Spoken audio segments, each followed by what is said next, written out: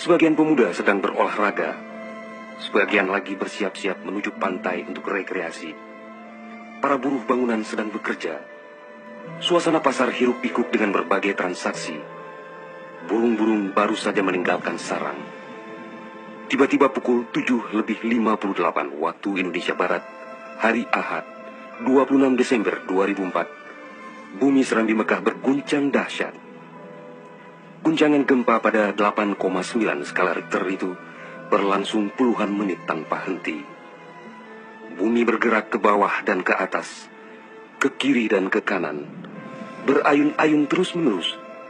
Orang-orang berlari keluar rumah, berkumpul di jalan-jalan dan lapangan terbuka. Mereka seperti berada dalam tampi.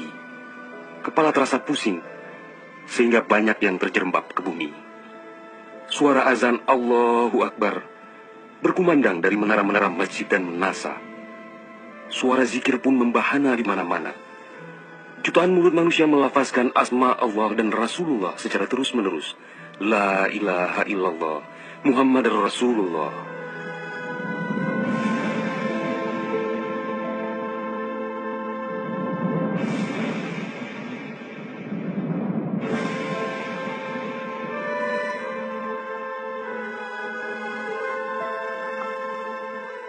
Seusai gempa dahsyat itu, sebagian orang pergi untuk melihat-lihat situasi, karena terbetik kabar bahwa di tempat tertentu ada bangunan yang rubuh, ada tanah yang terbelah, dan ada pula rumah yang ditelan bumi.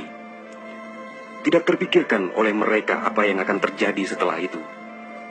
Tidak ada tanda-tanda alam yang begitu kentara. Tidak ada yang mampu menafsirkan dan menduga sebentar lagi akan terjadi bencana maha dahsyat yang meluluh lantakkan permukiman penduduk sepanjang pesisir Aceh. Tidak ada pula yang mampu menerjemahkan berbagai firasat atas pusaran nasib yang bakal menimpa tanah rencong. Juga hampir tidak ada yang memahami tanda alam, manakala air laut surut beberapa ratus meter. Orang-orang di pesisir pantai tampak asyik mengumpulkan ikan yang menggelepar-gelepar.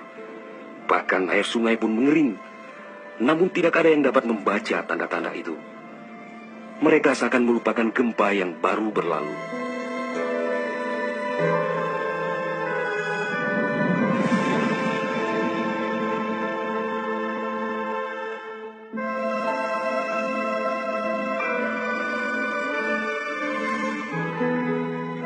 Di berbagai tempat, orang-orang sibuk memperbincangkan gempa sangat dahsyat itu yang belum pernah mereka alami.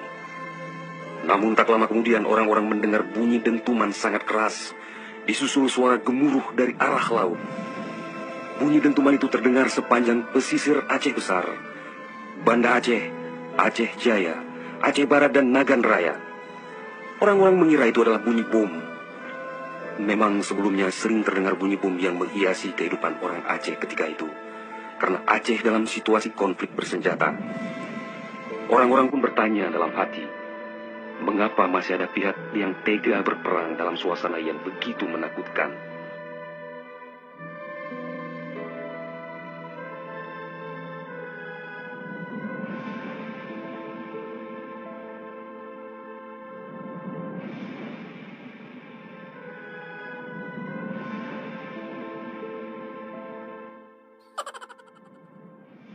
Orang-orang mengira pagi itu hanya sekedar gempa.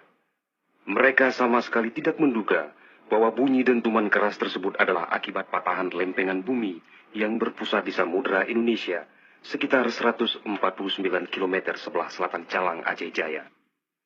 Dan itulah penyebab gempa.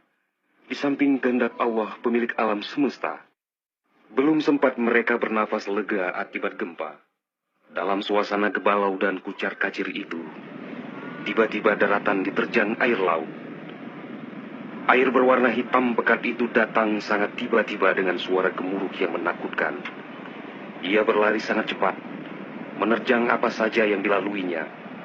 Di tempat-tempat tertentu air mencapai ketinggian 18 meter. Bahkan ada yang mencapai 35 meter, seperti di kawasan Lokna. Dari jauh air yang beringas itu tampak bagaikan rupa naga yang menggeliat. Lakbatat kaye bate, digulung air itu tanpa kecuali. Semua wilayah yang dilaluinya pun hancur berkeping-keping. Air laut yang datang menyamai kecepatan pesawat terbang itu ternyata namanya tsunami.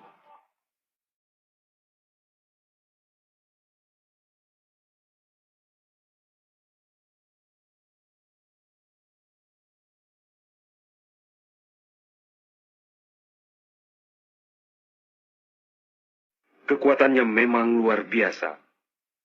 Kapal apung PLN yang diparkir di perairan Ulelu, Banda Aceh, digelandang tsunami sampai 3 kilometer ke darat. Kapal itu sekarang menjadi objek wisata tsunami. Demikian juga kapal angkut Sendalas milik PT SAI diseretnya ke atas badan jalan negara Banda Aceh melabuh di Loknga. Kapal-kapal nelayan ukuran besar yang diparkir pelabuhan ikan di Lampulo, Banda Aceh, banyak yang terdampar ke pusat kota. Termasuk mesin cetak harian Serambi Indonesia dikerungcut di bawah tsunami sejauh 1 kilometer. Kendaraan roda 4 hancur tak berwujud. Rumah dan toko-toko serta bangunan lain yang kokoh pun hancur lebur rata dengan tanah. Semuanya di luar dugaan manusia, seakan sebuah mimpi buruk yang sangat langka.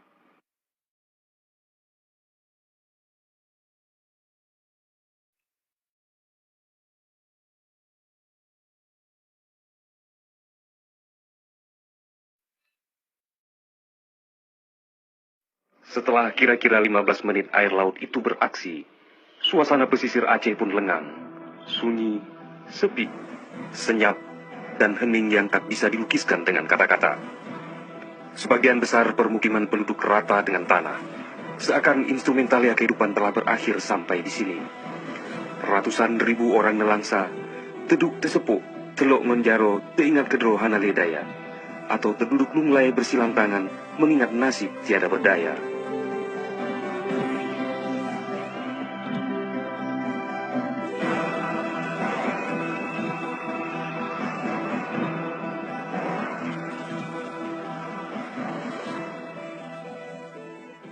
Tsunami yang diakibatkan gempa tektonik itu juga melanda Malaysia, Thailand, India, Maladewa, Sri Lanka.